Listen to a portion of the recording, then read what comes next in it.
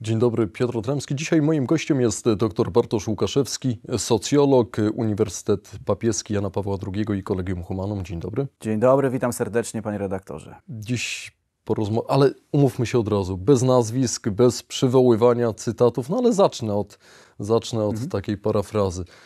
Pan mi przerywa, ale to pan kłamie. Kojarzy pan, kto tak mógł powiedzieć? Bez nazwisk? Bez nazwisk. Zatem jestem przekonany, że mówili tak politycy. To jest język polityków, oczywiście nie wszystkich, zastrzeżenie, ale jak oglądamy telewizję, słuchamy radia, to często takie sformułowania się pojawiają. W dyskusji, w wymianie myśli.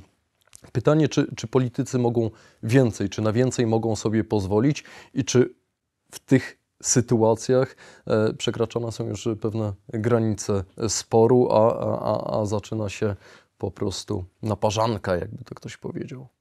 Ja tylko mogę zażartować i delikatnie się zdziwić, że jeśli chodzi o "ja panu nie przerywałem", to wyrażenie, że nie powstał tego typu program, typu talk show, że tego typu program publicystyczny nie funkcjonuje. To z reguły, może jest taki, nie wiem, internet jest przepastny, nie sprawdzałem. Z reguły, jeśli chodzi o różnego rodzaju satyryczne formy ujmowania zachowań polityków, tego typu fraza była przywoływana. Natomiast czy mogą więcej?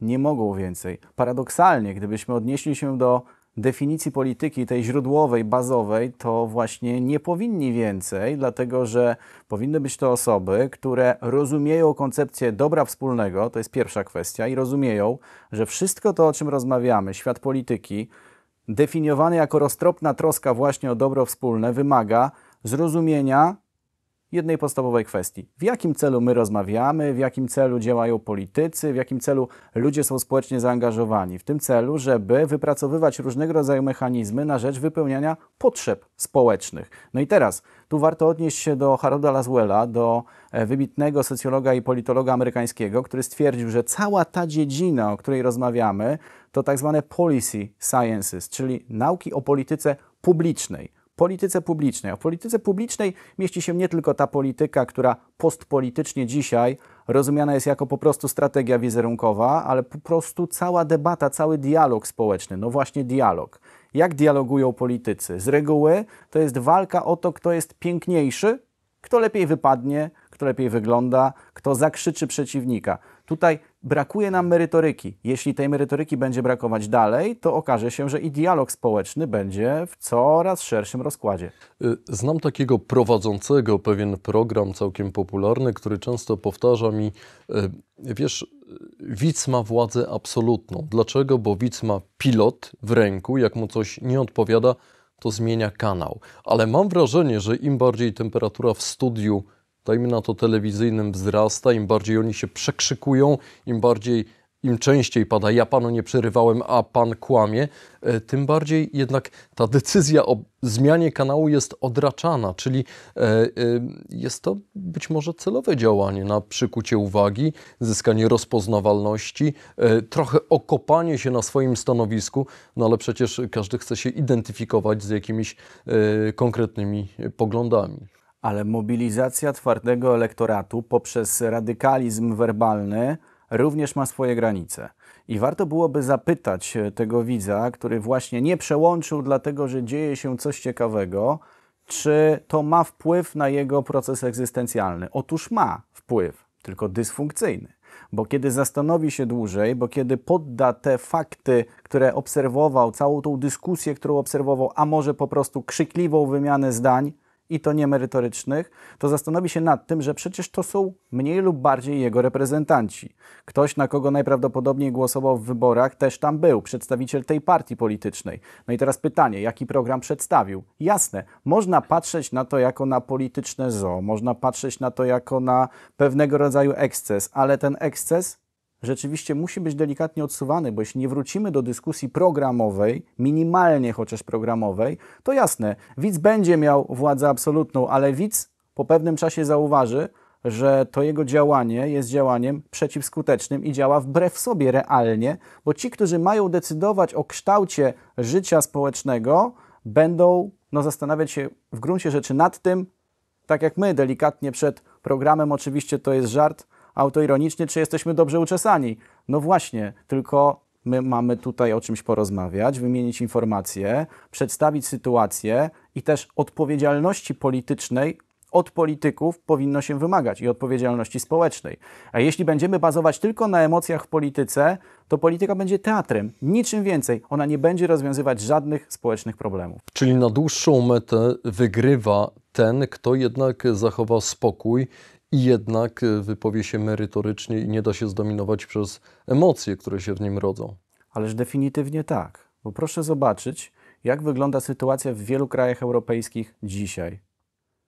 Te siły, które stawiały przede wszystkim na wizerunek, zaczynają być w pewnej defensywie. Oczywiście to jest niewątpliwie ostatnich 10-15 lat charakterystyka, że osoby bez żadnego przygotowania merytorycznego wchodzą do polityki i zawsze te 10-15% elektoratu protestu zagłosuje na te osoby. Ale cóż, mogę powiedzieć, że gdyby to nie był człowiek, tylko na przykład zwierzę, to elektorat protestu też by zagłosował, bo jest to protest. No więc jeśli jest to protest, to nie ma znaczenia, jaki kandydat protestu będzie się pojawiał. To zawsze są głosy nietrwałe, to zawsze są głosy, które później przechodzą w inne miejsce i w wielu krajach europejskich dzisiaj rzeczywiście wracamy do merytoryki. Partie programowe na trudne czasy. No to hasło brzmi politycznie, ale rzeczywiście tak jest. Żeby w tych trudnych czasach przetrwać, żeby te trudne czasy przejść tą znaną, sztampową, suchą stopą, no powinniśmy jednak zdecydowanie bardzo mocno opowiadać się za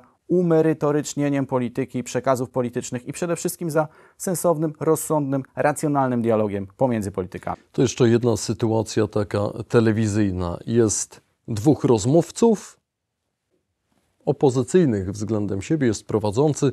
Prowadzący zadaje pytanie i w taki niefrasobliwy sposób, bym powiedział, nie wskazuje adresata tego pytania, więc pytanie jest rzucone w przestrzeń. I teraz, kto pierwszy, ten lepszy. Zaobserwowałem, że jest tendencja do tego, żeby jednak wyrywać się do tej odpowiedzi, zagospodarowywać przestrzeń i czas, być tym pierwszym. Czy to na pewno się opłaca? Czy to jest skuteczna strategia? Czy nie lepiej wyczekać i odnieść się do wypowiedzi przeciwnika czy interlokutora?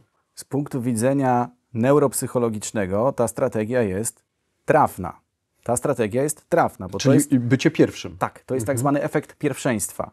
Bardzo łatwo jest nam zakodować te przekazy, które były pierwsze, a później te przekazy w ramach efektu świeżości, które były na końcu, które były pewnym podsumowaniem, reasumpcją. To możemy zapamiętać. To ludzki mózg zapamiętuje szybko, ale to jest zdecydowanie dwustronna broń.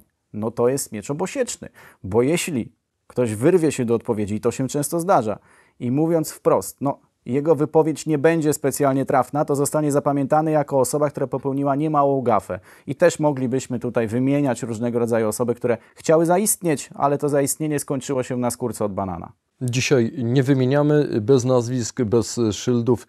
Właściwie tak sobie teoretyzujemy, natomiast każdy odczuwa, że to nasze teoretyzowanie ma jakieś zaplecze w pewnym doświadczeniu. Jak w takim razie rozmawiać, nawet powiedzmy na ostro, w sytuacji sporu, powiedzmy politycznego, żeby ten spór, jeszcze raz mówię, nie przerodził się w taką jatkę po prostu, w awanturę, jak pozostać merytorycznym, ale nieugiętym w tym wszystkim, bo gdzieś tam mogą się rodzić zagrożenia, że widz pomyśli, uległ, zmiękł, wyszedł ze swojej pozycji. Nawet w świecie postpolityki istnieją możliwości odniesienia do danych, do wartości, do zasad, do poszczególnych grup społecznych, które stanowią bezpośrednie zaplecze partii. Do nich partie się odnoszą, bo przecież mają swoje zróżnicowane elektoraty. Więc z jednej strony to jest kwestia, nie waham się użyć tego stwierdzenia, pewnego szkolenia, wychowywania polityków, ale kto ma wychowywać polityków? Oczywiście częściowo tak, jak najbardziej istnieją szkoły, które starają się kształcić polityków w ramach szkolnictwa wyższego i tego systemu. Z drugiej strony to jest kwestia społecznego zaangażowania. Jeśli w społeczeństwie pojawi się pewien sprzeciw wobec tego, o czym rozmawiamy, celebryctwa politycznego, jeśli okaże się, że słowo i jego wartość jest ważna, a nie wizerunek, to cóż, to będziemy mieli do czynienia z tym, co w tej książce La rivoluzione della cittadinanza attiva. To jest książka, którą, uwaga, zakupiłem w katolickiej księgarni w Bolonii, a Bolonia to włoskie miasto, no, z katolicyzmem wielce dzisiaj kojarzone nie jest, więc to też ciekawe. Tamten dialog rzeczywiście jest obecny. O czym tutaj pisze Leonardo Becchetti? On pisze o tym, że jeśli obywatele będą wywierać presję, ale presję nie bezpośrednio na realizację pewnych programów, ale na właśnie dyskusję programową, to może się okazać, że dialog społeczny będzie zwiększał swój zasięg i politycy do aktywnego społeczeństwa, przecież bardzo często aktywne społeczeństwo politykom nie służy. Będą musieli wypowiadać się w inny sposób, będąc tego społeczeństwa przedstawicielami. Proszę zobaczyć, to jest kolejna tego typu dyskusja i tego typu dyskusje zawsze wyglądają w ten sposób, kiedy mówimy o politykach jako o pewnych, w cudzysłowie, kosmitach, którzy po prostu pełnią jakąś funkcję, ale właściwie to są aktorami w teatrze życia politycznego. Oni przecież są naszymi przedstawicielami. Więc to od nas bezpośrednio zależy również, czy będziemy wywierać skuteczną presję. Obok tego gdzieś równolegle jest spór akademicki. Często mówimy spór akademicki. To może na wstępie poproszę o definicję. Czym jest spór akademicki? Spór akademicki jako taki odnosi się oczywiście do tradycyjnych debat, które miały miejsce i w starożytnej Grecji. Które często postrzegane są jako jałowe, tak, z których niewiele wynika. W starożytnym Rzymie, oczywiście później w czasach średniowiecznych, scholastycznych też, tylko to wszystko w kontekście bardziej jeszcze To pytam pana religijnym. jako akademika, czy te spory takie typowo akademickie cały czas są prowadzone na uczelniach? Ależ absolutnie. Ja w tym roku uczestniczyłem w kilku międzynarodowych konferencjach, będę jeszcze do końca tego roku uczestniczyć w kolejnych kilku międzynarodowych konferencjach i tam, proszę mi wierzyć, nie ma pełnej zgody.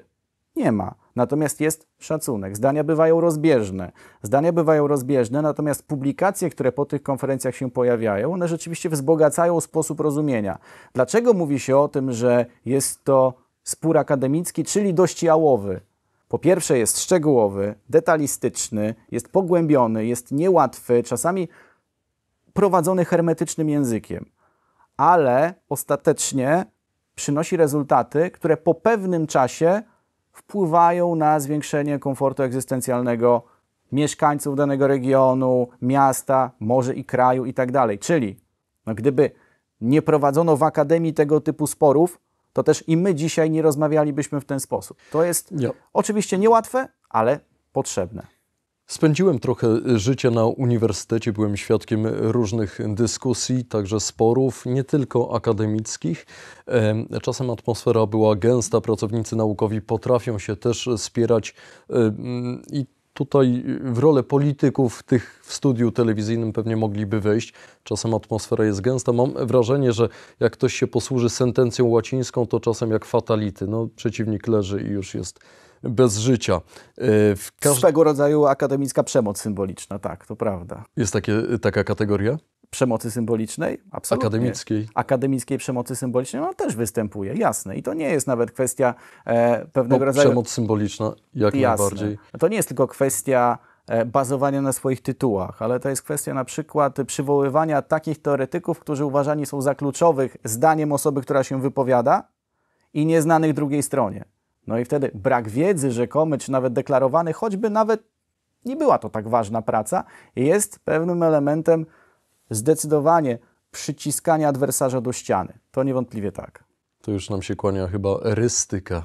Kłania nam się erystyka, ale to też nie do końca kwestia, o której moglibyśmy mówić w kontekście stricte politycznym. No właśnie, to ja wrócę do tej myśli, która stanęła u zarania, czyli spór polityków, a gdzieś tam publika. My często myślimy, no w naszym kraju to jest tak i tak, gdzieś tam pewnie im dalej, tym lepiej. Tymczasem czasem docierają do nas takie informacje, że ktoś komuś dał po obliczu, że tak powiem, ktoś w kogoś rzucił krzesłem i to się dzieje i na zachodzie, i na wschodzie. Jak Polska wypada? Polska klasa polityczna na tle innych krajów. Pod tym Moglibyśmy powiedzieć, że wypada bardziej funkcjonalnie w tym kontekście, że tego typu aktów fizycznej przemocy jest niewiele, natomiast aktów werbalnej przemocy jest wiele, różnego rodzaju argumentów ad personam, różnego rodzaju czasami nawet mniej lub bardziej zaawansowanych wyzwisk I problem polega na tym, że być może tego typu absolutne przekroczenie zasad życia publicznego, jak na przykład bójka, oblanie wodą ze szklanki i tak dalej, ona może być delikatnie oczyszczająca przez to, że ten wrzód po prostu zostanie przecięty. Często są to manifesty po prostu. Tak, a polska klasa polityczna charakteryzuje się jednym bardzo ważnym rysem swojej charakterystyki. Otóż czym? Polska klasa polityczna potrafi się na antenie obrzucać wszelkimi inwektywami. Natomiast poza anteną broni swoich interesów. I teraz to każe nam również zastanowić się nad tym, na ile szczere i na ile prawdziwe są te inwektywy. Czy przypadkiem przynależność do owej klasy politycznej nie jest głównym celem polityka, a poprzez te inwektywy po prostu podtrzymuje swoją obecność w środowisku. A widz ma władzę absolutną, pilot w ręku i może w każdej chwili zmienić kanał. No więc jeśli uważa podobnie do nas, to w przypadku niemerytorycznej dyskusji zachęcałbym przynajmniej, nie wiem jak pan redaktor, ja do przełączenia tylko kanału. zadaję pytania. Okej, to ja zachęcałbym do przełączenia kanału, jeśli dyskusja nie będzie merytoryczna. Bardzo dziękuję. Dr Bartosz Łukaszewski, socjolog, Uniwersytet Papieski Jana Pawła II i Collegium Humanum. Dziękuję serdecznie. Kłaniam się.